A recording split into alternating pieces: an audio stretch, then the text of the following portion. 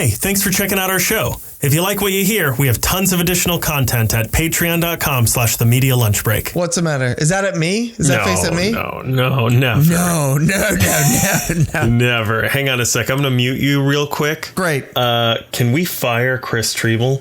Great. Okay, I'm back. Okay, excellent. So what was that about? You want to tell me what that was about? I was ordering a pizza. Oh, okay, cool. From you. Oh! Yeah, because I'm going to be able to afford so much pizza when I fire you. Yeah? Yeah. Oh, cool. Unless you fire me first. Because I don't think anyone is anyone's boss. Or everyone is everyone's boss? Yeah. Alternatively, though, I could probably just be like, I'm not going to edit this anymore. Yeah, and then I'd be like, oh, you'd be like, well, we had a good run. Nice while it lasted. Yeah. How are you? I'm good. I'm so exhausted right now. I'm so tired. Andrew. It's just... Oh, he's asleep. He's fallen asleep. I don't want to wake him. So instead, I'm going to just mail his pink slip to him. Sorry. Oh, hey, you're back. Yeah, I'm back. I'm sorry about that. It's all right. Yeah, Sarah's in tech right now. Oh, yeah. So she's been gone all week. So it's just been, I get up, I make the kids lunch, I go to work, I pick the kids up. I do homework and dinner and bath and bedtime. You're like Mr. Mom. And working at the same time. Yeah. I'm like Mr. Mom, but with a job. Let me tell you, this economy's doing great. Oh, buddy. We don't get political on this podcast, but we have finally made America great again. Yeah. My entire household is unemployed. Yeah. You're a stay-at-home dad who also works.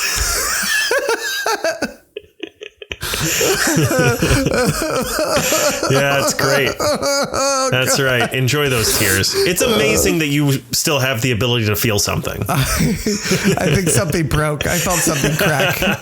Yeah, no, that was just your back. Oh, okay, good. That comes with age. Oh, good. I'm glad. I'd say you get used to it, but that would be a lie. Oh, wonderful. That's even better to hear. Yeah. I'm great. Thanks for asking. I was just going to get to it. I was like, I know you were. And that's why I wanted to get in that I'm great. Thanks for asking before you could actually ask. Yeah, no problem. It's been a day for sure. I had a job interview. How'd that go? Moving on. Well.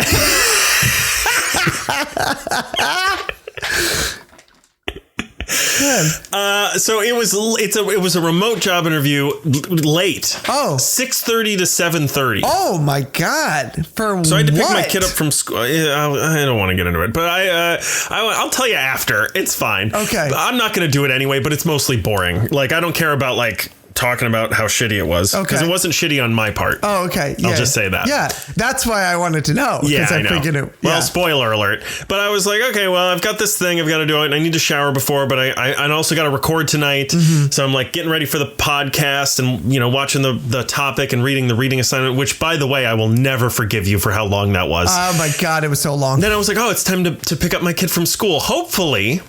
This is called foreshadowing for all you English majors out there. Hopefully, my child won't be too extra and I'll be able to get some stuff done. Within 3 minutes of picking my child up from school, he had hit his head, slammed his head on the roof of the car and pissed his pants. Oh, my God. Both of them out of spite. Probably. Well, and the other thing, too, is he peed his pants in school. Oh, and in the car? No, but it was by the time I got there, I was like, I picked him up to put him in the car and I was like, why are you wet? And he was like, He was like, he was worried he was going to get yelled at for going to the bathroom. And I was like, this is worse. Yeah. You flipped him in your head, kid. Because now I'm yelling. Yes. Now I'm peeing my pants. Also out of spite. And you know what? I'm going to pee your pants too. Oh, man. And then I did a job interview. Sure. And you pissed your pants again. First of all, it was like, at first it was like, this is not actually a job interview. They said that or you said that? They said that. Okay, great. And I was like, okay. Good start. They were like, this is an information session. It was over Zoom and there were like 15 of us. This is an information session to prepare for the job interview. There will be 3 rounds of interviews after this, assuming you pass each round. By the way, the job pays $18 an hour. Oh, no. I was like, we're good. Oh, my gosh. Each round of interviews will take 20 minutes, not including the amount of preparation you're going to need to do because it involves learning how to do technology. And you're basically going to be doing a PowerPoint presentation with a PowerPoint that we will be providing to you. What is this? This was the thing that I thought sounded cool. It was on Indeed. It was like, we're looking for actors. Okay. Which is how you know it's not going to be good because actors will do fucking anything. Yeah, we will. And it was like, it's a panel host for online, I think it's like a not-for-profit that like is trying to bring brand representatives to talk to students about how they can get better jobs. Okay. In corporate market situations. So and they don't get corporate people to do that. They just get. Well, no, they do, but they need a host for the panel to keep it from getting too stuffy. I see. They need someone who can interact with both sides. Yes. And one of the things they said in this was my first red flag, was they were like, I don't know if you've ever talked to somebody who's Gen Z, but they speak a completely different language, and it's going to be up to you to learn that language so you can talk on their level. And it wouldn't kill you when you're doing your hosting. When you're hosting a panel, to throw in a no cap here and there. And I was like, I can't do this. Immediately, I was like, and you logged off. Yeah. Then I pissed their pants. Yes. That's just what I do. That's my go-to now. Yeah. Well, that's a very Gen Z thing to do. Yeah. No SKIBIDI. Wait, hold on. I gotta wait on that one. Because it replays in my head and it just gets worse every time. Yeah, it's not good. That's what they wanted us to do.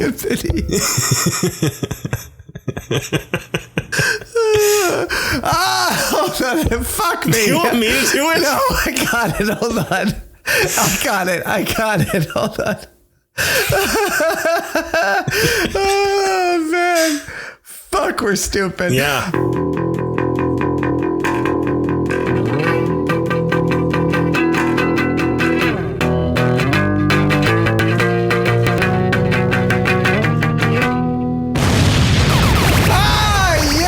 Welcome to the Media Lunch Break, bringing you all of your comic, geek, and movie news on the tasty good sandwich. Fuck it, I'm going through with it. It doesn't matter. Yeah. My name is Chris Triebel. Alongside play me some always, Fortnite. Play some Fortnite, motherfuckers. My name is Chris Triebel. Alongside me as always is my co-host Andrew Dunn. Say hello, Andrew. The thing that threw me off the most about that too was I was working with adult Gen Z people 10 years ago. Yeah. And so I'm like, these people are in their 20s at least. Yeah. I really was like, what in the world? Like, yeah, throw in a K-pop Demon Hunters reference in your thing if you don't mind. What the fuck are you talking about? These are adults. What generation are we talking? You don't know what generation you're talking about. I know, because they were talking about high schoolers, but I'm like, oh, you mean like between like 14 to 18 year olds? Yeah. Those are basically adults. Yeah. Especially now. Yep. They existed through the pandemic as young adults. These people are more mature than we are. We just spent 30 minutes laughing at the word SKIBIDI. And we're back. It gets funnier every time. It's so stupid. Yeah, it's pretty dumb. It's pretty dumb. Wow. I have no idea what SKIBIDI is. I've heard it 1,000 times. I have no idea what it is. And you know what? Don't tell me. I won't. I don't want to know. I couldn't if I wanted to. I don't know. We're both millennials. I could search on the internet for it, but I just know I don't want it in my algorithm. That's all I know about the word SKIBIDI is don't want it in my algorithm. No, although you've said it enough times that it's probably going to come up in some stuff. Now. Yeah. We are 30-something to 40-something years old, and we do not know what that word means. And I don't need to for the rest of my life. Yeah. I will die just perfectly happy not knowing. Oh, I'll tell you then. I will wait until you're on your deathbed. I just whisper it into my ear. That'll be the last thing you hear before you die. Oh, fantastic. Yeah. Should we get to whatever the fuck we're talking about we tonight? might as well, I guess. Let's Chris, do it. Yes? This week's topic is a movie that takes place in the 90s. Unfortunately, it doesn't have Pogs, or Pokemon cards, or Tamagotchi, or Troll Dolls, or Polly Pocket, or VHS tapes, or a tense rivalry between Backstreet Boys and NSYNC, or candy necklaces, or Beanie Babies, or a Nintendo Game Boy, or the Olsen twins, or O.J. Simpson. But it does have an A-list all-star cast for about 10 minutes each. And if I were you, I wouldn't get too attached to any of them. Caught Stealing tells an over-the-top story about a young man struggling to face his past and his future at the same time while going toe-to-toe with the mafia. But the most unbelievable part of this whole movie is that two overweight middle-aged Jewish men in suits are able to keep up with Austin Butler on foot. Chris, yes. What did you think of Caught Stealing?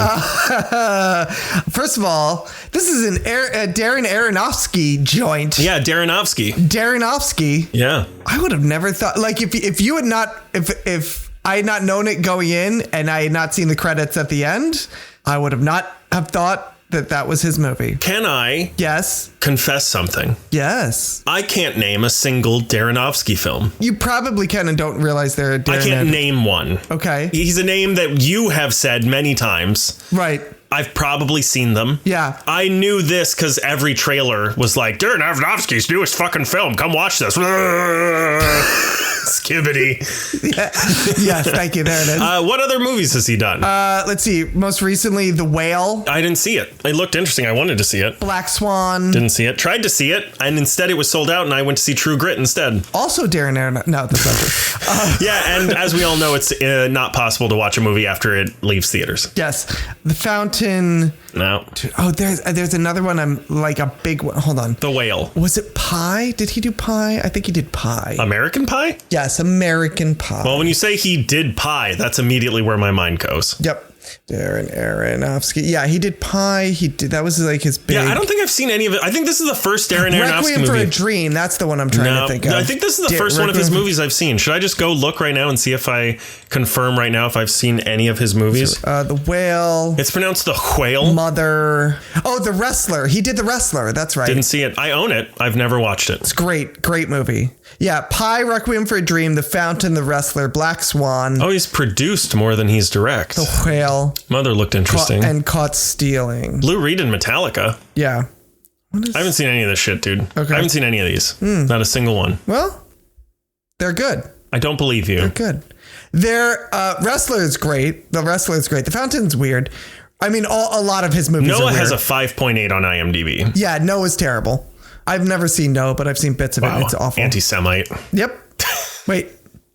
No, yeah, you're right. Okay, great. Okay. I was like, wait, that doesn't... No, it does. It yeah, works. it holds up. Yeah. Watch The Wrestler. Requiem for a Dream is very weird, but, you know, like, it's a trip. It'll get under your skin. And he directed The Wrestler? Yes, he directed. He wrestlered That's another one that's kind of like, if you watch some of his other movies, they're kind of... This is the... what's that new Rock movie? New Dwayne Johnson movie? Smashing Machine. Yeah, this is the Smashing Machine for Mickey Rourke, right? Yeah, I guess you could... Yeah. It's his like, hey, I can still act, right, guys? Yep. Yeah. Look, I could get an Oscar. He's actually good at the... Aronofsky is actually good. Now that I think about it, you had The Wrestler with Mickey Rourke. You had The Whale with Brendan Fraser. Yeah, he's the comeback kid, right? He's the comeback guy. Yeah, if you want a comeback, there it is. You get your comeback right there. I don't know. There are no real comebacks here, but... No. These are all pretty much A-list Yeah, people. They're pretty much... Yeah. They're already there. Including some that I did not know until I looked up the cast list. Right? Yeah, we'll get into it. We'll get into it. So this is I almost said it's a whodunit. It is not a whodunit at all. Yeah, but this is like it's not quite a heist movie. I thought you were going to say it's a hootenanny. It's a hootenanny and a half. It's kind of the opposite of a heist movie. Heist movie, yeah. Because the guy's not trying to... The heist already happened. Yeah, the heist happened and the guy gets caught in the middle of it. So Austin Butler... it's just a guy living in the Lower East Side who mumbles a lot. Yeah. Doesn't sound quite like Elvis, so that's a plus. That's true. And his neighbor, played by Matt Smith, Doctor Whodunit, is like, hey, watch my cat for me. And Austin Butler's like, fuck, I guess. And then somebody comes to try and break into Matt Smith's apartment, and Austin Butler's like, hey, what you doing there? And they're like, hey, we're going to beat the shit out of you. Yeah. And then somehow he gets wrapped up in some sort of weird heist that already happened, and basically has to go on the run. And I don't want to spoil anything else, but that's pretty much the movie. Like, it's just him running around trying to get away from people. It is. Yeah. It's reminiscent to me of, and I don't want this to sound too much like it's an actual criticism of the movie or foreshadowing what I'm thinking, but it's a little bit like a worse Baby Driver. Yeah, I could see that. I could see that comparison. Yeah. Yeah. Or a less Edgar Wright Baby Driver. I know what you're saying. I get what you're saying. Yeah. To get back to your original question, I actually enjoyed this. There was nothing about it that like blew me away. Like, I wasn't like, oh my gosh, this is the greatest thing ever. But I had fun. Like, to me, it's a fun ride. And I will give it this in that there were definitely moments where I went, I don't legitimately know how he's going to get out of this. Yeah. You know, which is the mark of a good movie. If you can put your protagonist in a problem so hard that the audience goes, I really don't see a way out of this. I'm interested to see how he gets out of this. You know, that's something that keeps it going. Right. Yeah. So it definitely kept my interest the whole way through. It's under 2 hours. Yeah. Which is nice. It's like an hour 40. It's an hour 40, which is great. So it knows what it wants to do. And it's a movie that knows what it wants to be and is exactly that. Yeah. And like I said, I think the cast is great. Like you said, it's a stacked cast. The cat is fantastic. That was supposed to, I don't know. I was trying to make a joke. And was it a pun about cast? Is that what you were trying to do? No. Oh, okay. That's what I thought you were going off. You were like, sorry, did I say cast? I meant the cat. Yeah. That's a better joke. That's a better joke. Yours is better. Just put yours in, just edit yours into my mouth. Yeah. I'll use the AI to make it sound like you said it. Thank you. Yeah. All right. But yeah, the cast is really good. It's a stacked cast. Like you said, there was definitely some people I had to look up myself where I was like, holy shit, oh my God, I can't believe that they got this person for this role, that type of thing. Right. But yeah, I think you're right. The Baby Driver comparison is really good. There's a Scorsese movie called After Hours that this kind of reminds me of, which is about a guy. This is back in the 80s. It's about a guy who has a late night in Soho and is just trying to get back to his apartment and can't get out of Soho. Isn't Late Night in Soho another Edgar Wright film? It is an Edgar Wright film, but different Soho. Well, yeah. Yes. Yeah. It reminded me of that because it's just a guy trying to get out of a spot in New York City. Right. Yeah. Right. Which, interestingly, the guy who played, is it Paul, the bartender? Yes. The old bar owner? Yeah. Is the guy from After Hours. Oh, interesting. He's the lead in After Hours. His last name is the same as mine. That's all I know about that. Yes. Griffith Dunn, I think his name Something is. like that. Something like that. He spelled his name wrong. Yeah. It's got an E on the end. Yeah. It's like weird. Some fucking dweeb. Yeah. Goober. Yeah. Like I said, I like this. I thought it was a lot of fun, you know. How are you feeling about this? It is better than I expected. Yeah. I mean, we talked about this, I think, on the mic where I was like, I don't want to watch this dude try to like, I assumed it was going to be like, she's going to be like, you got to prove to me that you're worth hanging around. Right. And you got to figure your life out. And he's like, all right, I'm going to figure my life out. And it's going to be 2 hours of him proving that he's good enough to be with this girl or whatever. But that's not really what it is. In fact, she's actively trying to keep him from doing these things. Right. It is also a deeper movie than I expected about past trauma. And it has opinions on that are poignant, relevant, pertinent to the story and to the characters. It has enough. It really has. You see it through the eyes of Austin Butler's character, but there are so many different moving pieces that it does mostly succeed in keeping your focus away from, what's going to happen next? And it does keep you like sort of in the moment and be like, oh, cool. Oh, interesting. So there were a couple twists and turns that I didn't see coming, but I would argue it is largely predictable. Okay. There is a huge twist in the movie that immediately I think something like 15 minutes in, I was like, okay, so this is going to happen. Right. And I was right. And that was supposed to be this like very big twist moment. Sure. I think the acting is largely very good. I am still not quite on the Austin Butler train. I think he's perfectly fine. He's always great at saying his lines without bumping into the furniture. In this, I think he does a better job than saying his lines without bumping into the furniture. I think he shows some like real emotion, which is nice. He's still kind of just mumbling around and I don't know, just sort of like, I can see, let me put it this way. I can see why they put him in movies. Like he's a good looking dude and he's got some charisma to him. He's got like a James Dean like charisma to him. Yeah, for sure. But yeah, I agree with you that I've never seen him in anything.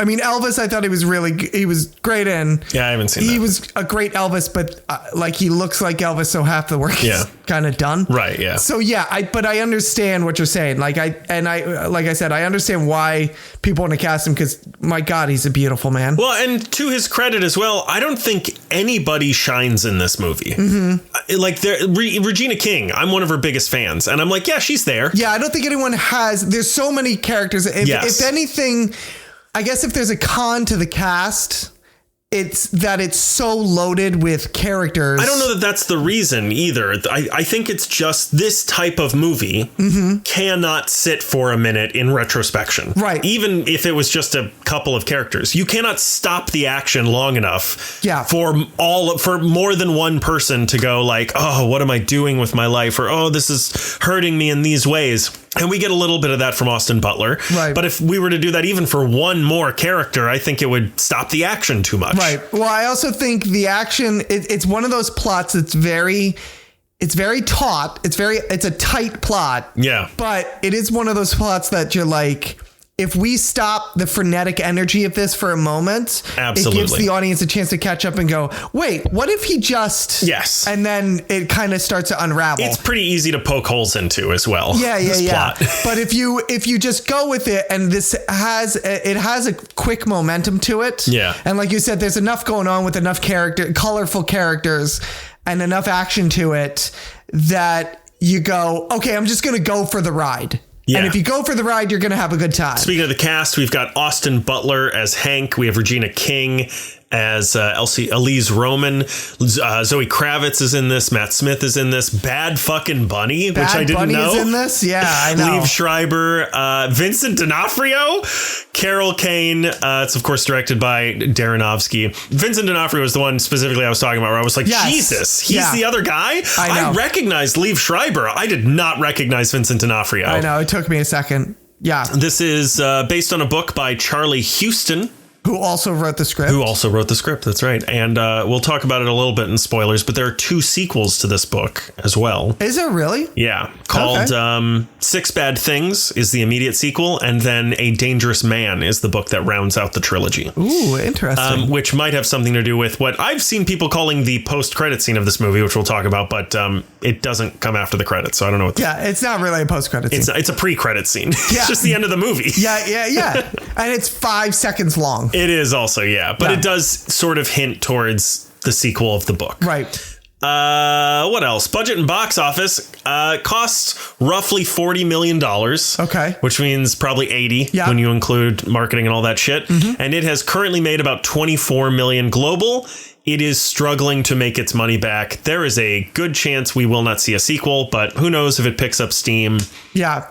Which is, I will say for this, it's kind of sad. Like I kind of would like to see a movie like this do a little better. It is different from other stuff that's out there right now. So it'd be kind of nice to see, I don't need 20 of these. Dude, I see so many people complaining about how, more Marvel, more DC, more Star Wars. Why can't we do anything original? And then Sketch fails at the box office. This fails at the box office. The Whale fails at the box office. Like...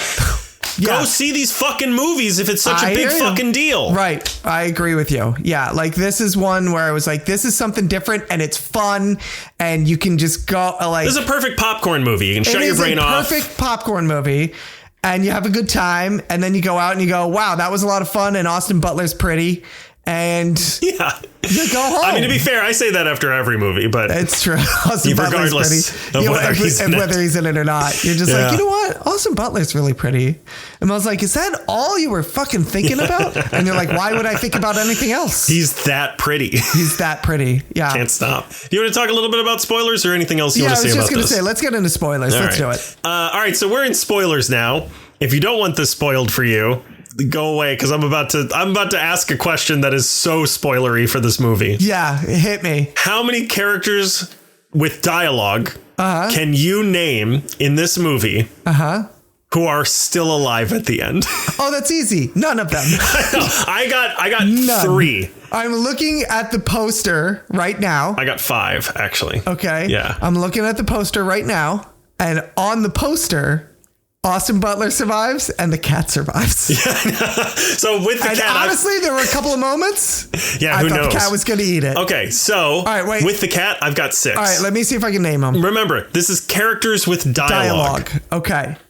Austin Butler. Yeah. The cat. The neighbor that threatens to call the cops. Yes, I have that one. Yeah. Which is amazing that he survived. Right? Oh, God. I wanted to shoot that guy. Yeah. Yeah, Dwayne, I think his name is, or something. And I've got 3 more for you. Okay, hold on. With dialogue, you probably don't have this. The bartender at the end of the movie. Oh, I didn't have that one, but that's it. Yeah, he does. He does survive it. That counts. Are you counting his mom? Yes. Okay, his mom. Because I was gonna say I wrote here the cameo at the end. Yes, which we'll get into. Yes. There's a pretty big one you're missing, and then there's like one that you would never get. Okay, hold on. I'm thinking through the movie. Oh, the homeless guy. Oh, I didn't even think about him. The homeless guy survives. Yeah, that's true. He sure does. Who am I missing? Do you want me to tell you the one that I think is like a pretty obvious one? Yeah. The Jewish grandmother. Carol Kane. The Jewish grandmother, Carol Kane. Yeah. That's right. Because I remember thinking, because she's like, come home, bring my boy home. And then they both die. And I was like, she's going to be real sad tonight. Maybe that's the sequel. She's going to come after him. Yeah. And the last one I have is the cop who clogs his toilet. That's true. That guy probably should have died. Yeah. But, no, he probably died off screen. He died of food poisoning. It was the 90s. It was horrible. It was really bad. Yeah, that's pretty much all the people that survived. Yeah. The twist I was talking about that I saw coming from a mile away, literally as soon as Regina King started speaking, I was like, this seems like a bad cop kind of person. She's dirty. Yeah. She's dirty. And I was like, yeah, okay, yes, she's working with this other guy. That makes sense. That makes perfect sense. As to all the questions she's asking, some of them are very strange unless she's working with the mafia. And I was like, okay, yeah, this tracks. Right. But this is a great example of when that doesn't work. The thing we were just talking about where sometimes the action is so good and interesting and fascinating. What's happening on screen is so captivating that you don't think about that. But a lot of the times that's all I'm thinking about throughout the scenes. I don't get on board with them because I'm like, what's going on over there? What's happening with this? Why are they doing that? And that is an example of where that has failed. We got a cameo from Laura Dern. Yeah. As the mom, who just says like, oh, fuck. And then end. Well, we heard her on the phone throughout the movie. Yeah, she's on the phone. So that's fascinating. I think I think the mom is a bigger role in the sequels. We'll see if that really is, she also kills Austin Butler. Well, she's got $2 million now. Yeah, man. Yeah. What else we got here? I talked about the book sequels. Maybe there will be a sequel. Maybe they won't. And I wrote here literally while we were just starting. I think like during this episode, at some point I wrote, because it's something I just thought of. Why didn't Matt Smith just take the key with him home? Oh, yeah. Why? Yeah. That's what I mean, though. Yeah. Like if the action stops, it's almost like a comedy in that, like if you let the audience rest, they're going to go like, well, that doesn't actually make any sense. Yeah. But if you just keep going, they just keep going at a clip. And that's what I mean. If you just kind of shut your brain off and go. I had the thought as well while the movie was going, when the Hebrews strip him. Right. I was like, he put it up his butt? Because I assumed they're going to check the cat bag. Right. Didn't do that, though. Didn't do that. Yeah. Well, maybe they checked the bag, but like they didn't check the cat. What? We put it up the cat's butt? No. It was tied on the cat. Remember, he unravels the thing on the cat leg. That would be the first fucking place I would look. Well, your cat has a fucking... First of all, that cat is taking that bandage off immediately. Yeah, that's true. That's true. Yeah. Are you fucking kidding me? Darren Aronofsky, not a cat person. Yeah. Yeah, ain't that the truth? Yeah. Okay, yeah, that's pretty much everything I had to say about that. Yeah, I like I said, I think it's a good time. It's fine. I give it like a 7 out of 10. I might give it an 8. I don't think it's worth paying for. I think if it comes to streaming. You know what? Let me put it this way. I think it's worth paying for if you want to go out to the movies and you don't know what to see and you're like, I don't know what to see, and there's nothing that, like, you're not going for a specific movie, you just want to go out to a movie. Yeah. This is a good, like you said, it's a good popcorn movie. It's something fun. It's a nice night out. Right, yeah. It's not another Marvel, DC, Star Wars. Would you pay, here's a question. Like, do you think, where's the line of like, oh, it's worth it to pay this much to see it? Like, not like big IMAX. No, see this on regular screen. Yeah, that's what I say too. Yeah, but I'm like, if someone's even that, like, I think that's a good indicator of like where we're at with this. For me, probably just below worth the ticket price. Right. And for you, probably just above. Yeah. I'm like, am I going to pay the ticket price and like go all out on snacks and make this like a glorious event? No. But if I'm like, nah, you know what? I'm bored. I want to get out of the house. I want to go to the movies. I'll pop down $20 to see this. AMC's got a thing right now that's like free Tuesdays or what is it, like half off Tuesdays and Wednesdays or something like that. Right. If you want to help it out and see a cool movie, that would be a good price. I think. This is good. Yeah. But if you don't catch it in theaters, when it comes to streaming, watch it on streaming. It's worth watching on streaming. It's worth watching on streaming for sure. It's a fun movie. Yeah. I think that's kind of all I have to say about it too. Like I said, it goes by at a clip. It's an hour 40. It's great. Yeah. Like that alone is like the best part for me. Yeah. Like I said, any movie that knows what it is. And I think that's the mark of a good filmmaker. Like Aronofsky is like, we're not going to hang out. Yeah. It keeps moving. It doesn't dwell on it. It's clearly a good version of what they're going. They succeed in what they're trying to make. Right. For sure. Exactly. Do you want to just go on to the reading assignment? I would love to go on to the reading assignment. Let's go on to the reading assignment. Chris. Yes. This week's reading assignment has everything: violence, despair, justice, a sidekick trying desperately to show that he's definitely straight, pacemakers that evidently connect to Wi-Fi, and more raped women than you could ever begin to guess. Whatever number you're thinking of, it's more than that.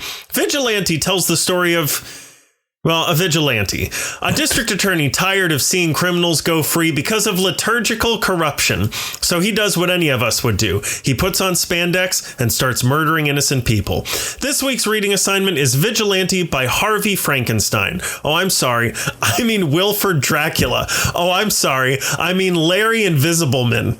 His name is Marv Wolfman. I'm glad we're doing this. It's a fake name. Just so that we can get done with that horrible joke. Anyway, Chris, that's running gag. This week's reading assignment is Vigilante by some guy. Wow, the steam that had and just fell off.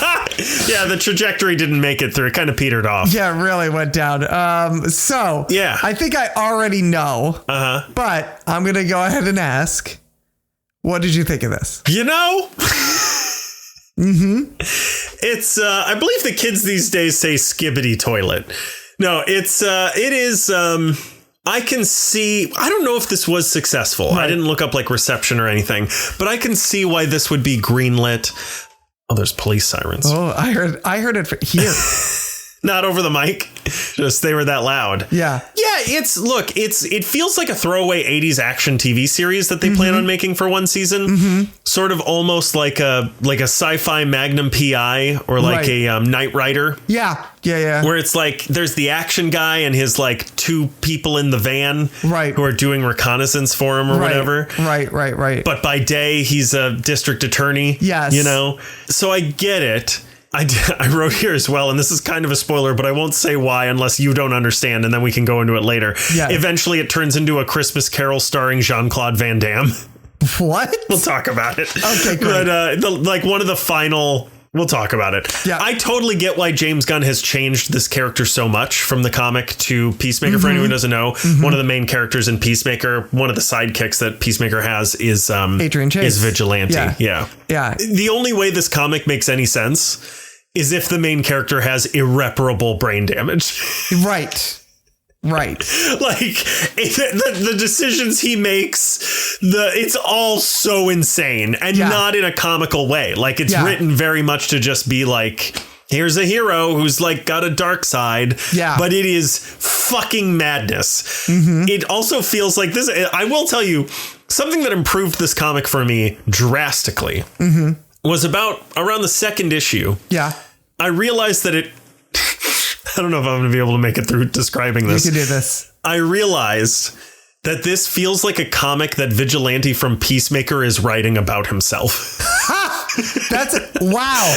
I never thought of that, but my God, that is such a great description. I half expected the comic to end with Vigilante waking Peacemaker up and asking him, well, what'd you think of my comic? Yeah. Oh my gosh. That's actually a really good description. Every woman wants to be with him. Yeah. He's amazing at everything, but also the craziest fucking asshole on the planet. He's got crazy tech. He's got like a cool motorcycle. He's too good at everything. Yeah. Yeah. Wow, I never thought of it that way. Holy shit. Every now and then when he'd make I took screenshots. Every now and then I'd read something and be like, the only way this works is if a madman is writing this. Right. Some of my favorite lines. A vigil that will soon pay off, ... And then it goes to the next panel. With death. Unlike many others, Jose decided the way to acquire wealth was not through hard work, but through the unchristian act of extortion. Yeah. I stared at the knife sticking through my chest for what seemed to be hours. Obviously, it was only seconds. They were on the 5th floor. I preferred it that way. You're like, I don't even remember what that was from. My plan was a simple one. I decided I wanted to throw the fear of God in those two. And if they turned out to be atheists, at least they'd know the fear of me. It's good. First of all, again, there's so many, every woman in this has been raped. Yep. And there are so many moments where like one of his sidekicks is a woman who's just there. Yeah. Like the other guy makes sense. He's doing all the tech. He's making all the weapons. Yeah. And then there's also a woman. But then halfway through, she's like, my babysitter canceled. And I have to go because that's what the tragedy of being a woman is. Yes, it is. Yes, it is. And you can't have a female superhero without her doing the things that women have to do, like hiring babysitters. Yeah. Yeah. It really feels like it was written by. Is Marv Wolfman still alive? No, he's dead. Great. It feels like it was written by someone with brain damage. So here's the thing. I had never read this either. One of the reasons I wanted to read this is that one, I wanted to see. I knew the character was very different from the one on Peacemaker. Like I knew they'd revamped his origin story. Yeah. And so I wanted to kind of show like this is where this character comes from, this like D-list character. Yeah. Right. I was also interested. I'm disappointed in this actually, because it plays to me like a Punisher ripoff. Yeah. It plays to me like DC wanted to do the Punisher, but the problem is DC's, at the time at least, and probably even now, it was too pansy ass to do the Punisher. Yeah, I was going to say the first issue is the Punisher, and then he's like, I've learned the value of life. I will never kill again. And I'm like, okay, what is this? But then he kills again. But the thing is, like, every time, the way they write it is that when he does kill, it's out of like self-defense or something. It's very lazily written as well. I have written here, there are confusing things like there are two different characters with the last name of Cord, right? Not including Ted Cord, who's already a DC character. Yes, yeah. And they spell the name differently. And there are two different characters named Reynolds. One of them is a woman married to a man who doesn't have the same last name. And I'm just like, what? And then a Mrs. Reynolds appears later. And I'm like, what? It is a different person. And I'm like, what? This is 5 issues or something. I don't know. It's more than that. It's like probably 10. But it's so long. There's so much text. Right. And it just feels so fucking lazy. Yeah. And another thing to add to that point, the reason the Punisher works is because outside of the Punisher, Frank Castle is a regular guy. Yeah. He's a dude who was drafted. He went to war. He was in the military and he came home and shit happened to him after he came back. Right. And that's what I love about Marvel over DC generally is like Stan Lee was like, can we do what DC's doing, but like make them regular people? Because one of the things that bugs me about Vigilante is he's like a Nepo baby. Right. Who's the district attorney. And I'm like, okay, but you're already the district attorney. Yes. Like, dude, just fix the problems. You're the person in charge. Yeah. He's like, what I do isn't enough. And I'm like, well, that's on you, my man. I'm going to use my millions of inheritance to go kill criminals? Right. Just stop the bribery. And like I said, he doesn't kill criminals, except when he does. Yeah. But every issue they see, and this is where it really feels like, it does. It feels like a series from the 80s, like an episodic series from the 80s where it's like every episode ends with, no, I can't kill him. And then the guy draws a gun and he's like, but I have to. Yeah. And I'm like, really? Every time? There's also a point where he's talking to the police and they think that he's killed somebody. And he's like, no, I swear I didn't kill this person. I've only fired this gun twice and it was out of self-defense. And I'm like, in the last issue, he fired that gun like 12 times. I get the point that he's trying to make. He's only killed 2 people or whatever. But I was like, he shoots that fucking thing a lot. Yeah. And that's where I'm really disappointed in this, where I'm like, this could have been, the potential for this is there. Like, this could have been something really cool. It's kind of wild that the best version, like usually, so like Superman has better comics than this past movie. Right. Who else? Spider-Man has better comics than some of the movies that have come out. It's wild to me that the best version of this character is the most recent screen adaptation. Yeah, it is. It really is. Yeah. The other reason this is to get, I mean, I think there's a second, this is volume 1 of like the omnibus of like Vigilante. First of all, having a volume 1 that's 300 and something pages long is crazy. Yeah.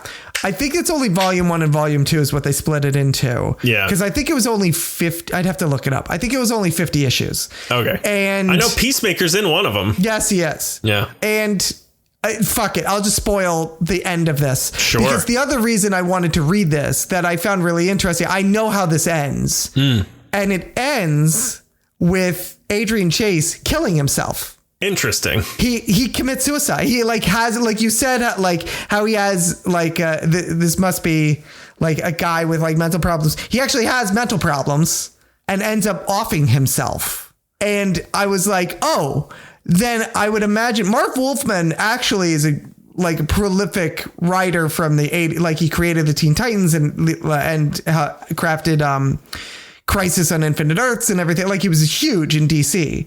And I was like, oh, someone like that having this dark character that at the end of this journey commits suicide. I was like, this must be throughout this whole series, just a crazy run. A comment on mental health and everything like that. Yeah. And so I was kind of looking for that. And it's, at least in the first volume, it's really not. Yeah. Well, and it's interesting, too, because there are a lot of bold choices in this. Mm-hmm. Like there are like firm opinions in this. Yes. That are interesting. Yes. Especially knowing this was in the heart of the Comics Code Authority. Right. And you say, it ends with him committing suicide.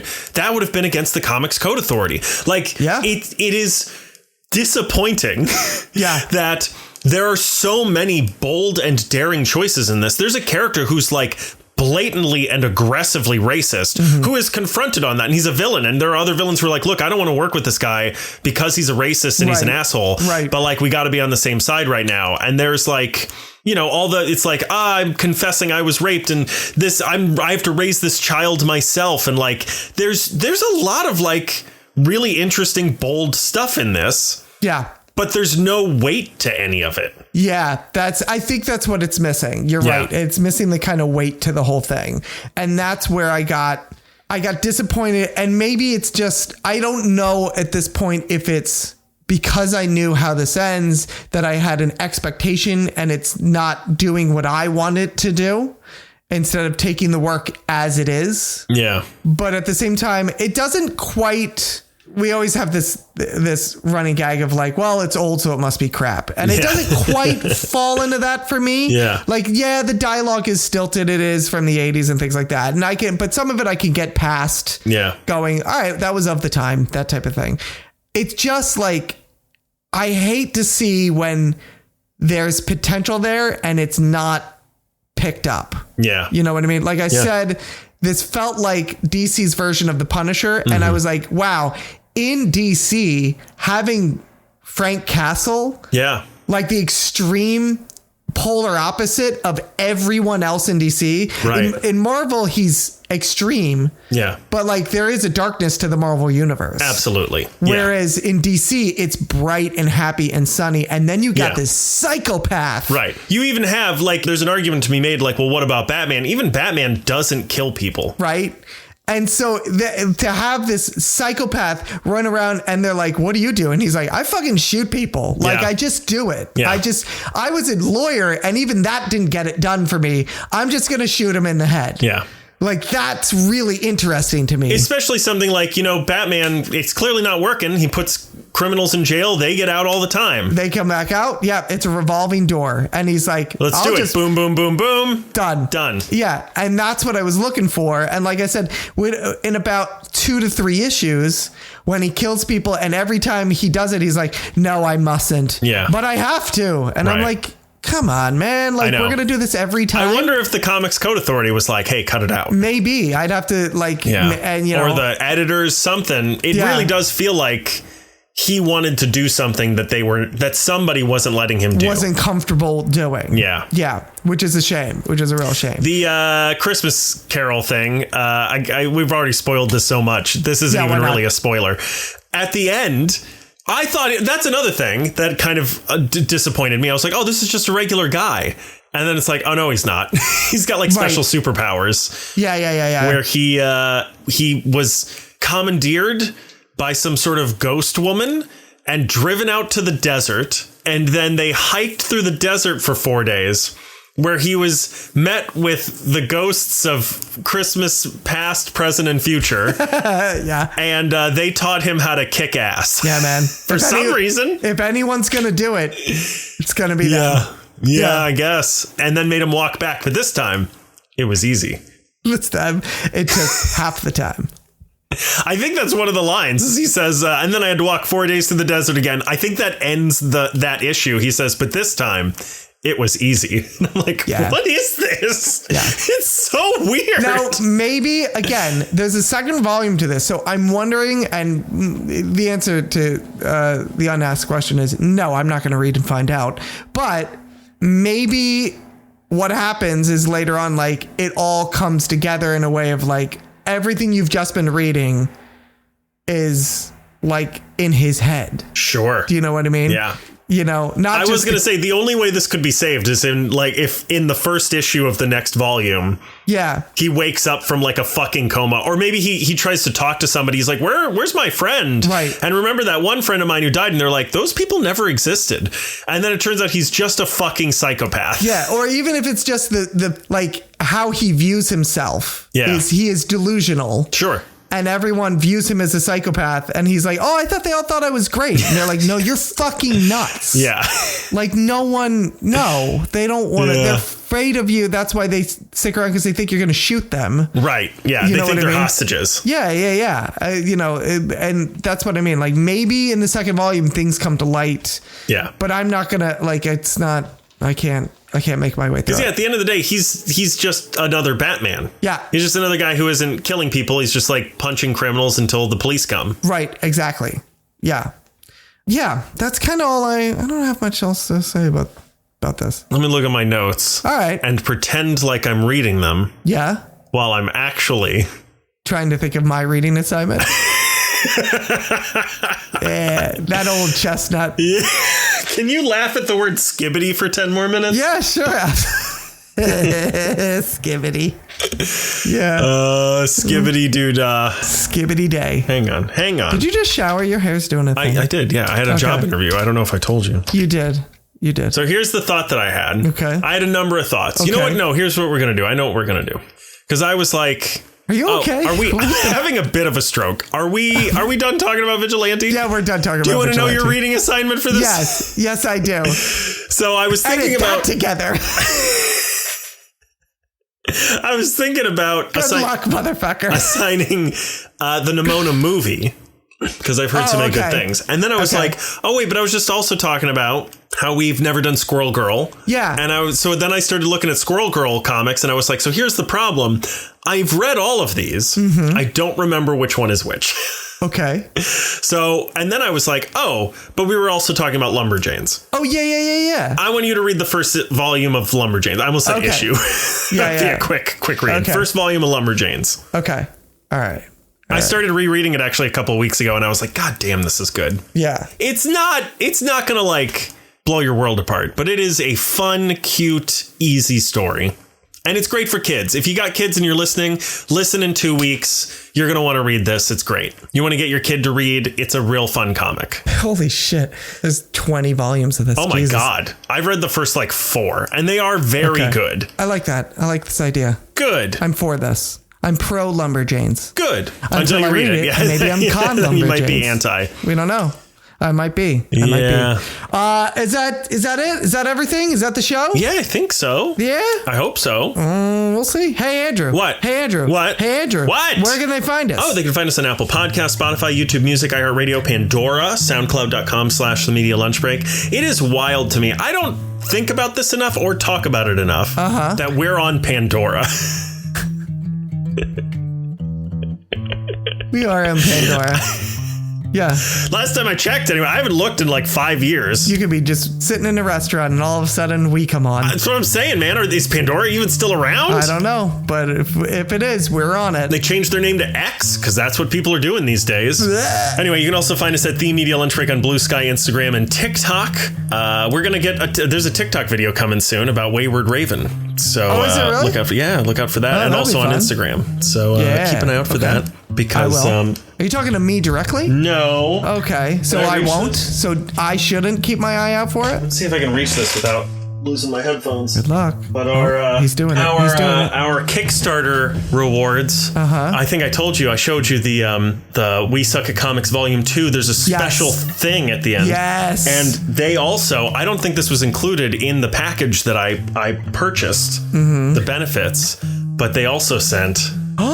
This. Are those copies of the? So I'm gonna I'm gonna make a video, and I might get a couple of these framed for us. Yeah. And I'm gonna make a video of everything that came in the package, in the parcel. Okay. It's gonna go up on TikTok and Instagram for people to check out all the goodies we got. That's fun. So make sure you head over to @The Media Lunch Break on Blue Sky, Instagram, and TikTok for that. You can also find us on YouTube. That's youtube.com/The Media Lunch Break. I have not continued editing my Mission Impossible videos, but I will. Yeah. I've been doing something on TikTok. I might be having a small nervous breakdown. I made a video where I said, anyone who comments on this video, I will reply to your comment with a video. Ooh, it's dangerous. Yeah. And I've done it. People are still commenting. I was caught up as of 2 hours ago. Oh, you're fucked. I know. There was one more comment. So I don't know. I think I'm doing all right. It's starting to fizzle out now. I'm going to comment. But that's what I've been busy with. So many times. I hope you do. I'll respond to every single fucking one. Do you even have a TikTok account? I do, and I've not used it in and I'm not following years. You? Are you following me? I have 15,000 followers. Well, then no. And if I am, I'm going to unfollow you, fucker. Wow. But my content is so good. 14,999, bitch. Oh, no. We have merch on Spring. You can head over to our Blue Sky to find our merch page. It's pinned right at the top. You can also find us at Patreon. That's patreon.com/The Media Lunch Break. If you want to see what perks we provide, including a video of every single episode we've ever recorded, unedited, full length, giggity goo.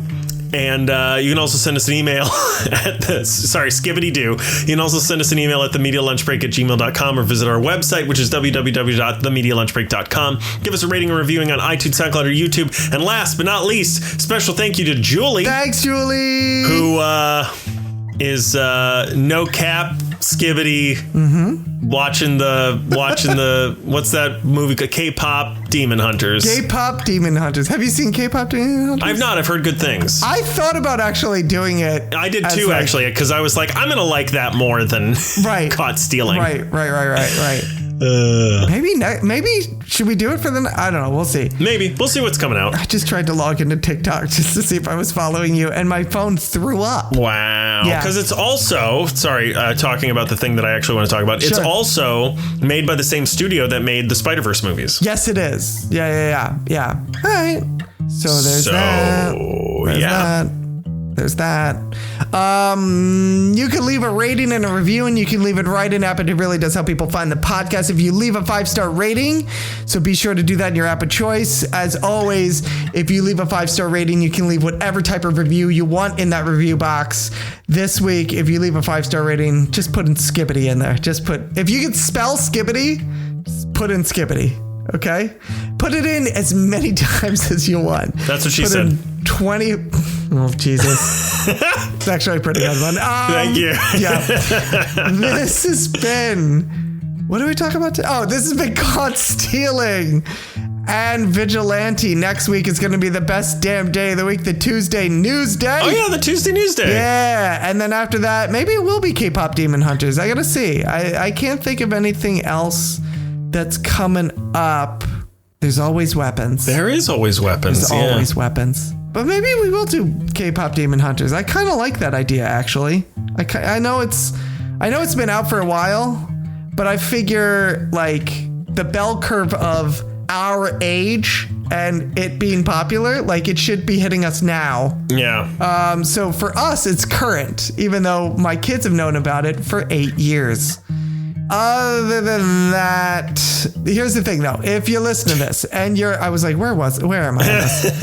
If you're listening to this and you're like, hey, I know what you should talk about next week. Talk about this thing. Send it over to us. If you got a reading assignment for us, you read something and you're like, hey, don't do Lumberjanes, do this instead. Send it over to us. If you're a creator, you wrote a comic, you shot a pilot, you made a movie, you want us to put eyes on it, ears on it, all right? You want us to send people towards it, send it over to us, all right? We'll talk about it on the mic. Hell, we'll bring you on the mic. You can talk about it your own damn self, okay? Other than that, that's it. Look at that. There wasn't a thing. Wasn't a thing. Now there's a thing. Boom, there's a thing. And there's a thing. And that's how easy it is. It's so if you easy. listen to this, go out and make a thing. Go make everybody. a thing. Make a SKIBIDI thing. Make a thing. Go make a SKIBIDI thing. I'm gonna after this. Oh yeah. It's gonna be good. Other than that, I'm done. That's it. That's all I got. That's the end. That's the end.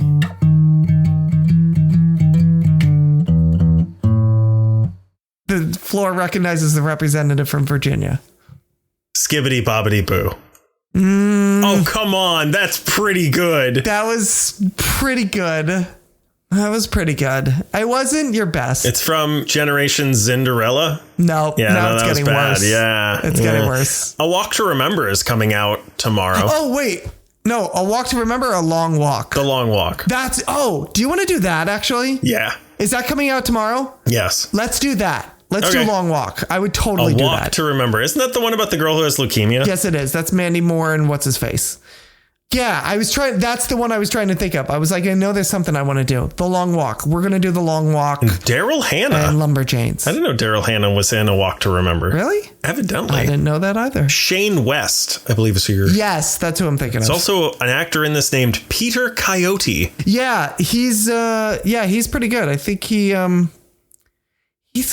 one of those guys that has like a wild past or something. I think he was like part of Ken Kesey's like Crazy People on a Bus. His headshot is just a picture of him on a farm in a vest. Yeah.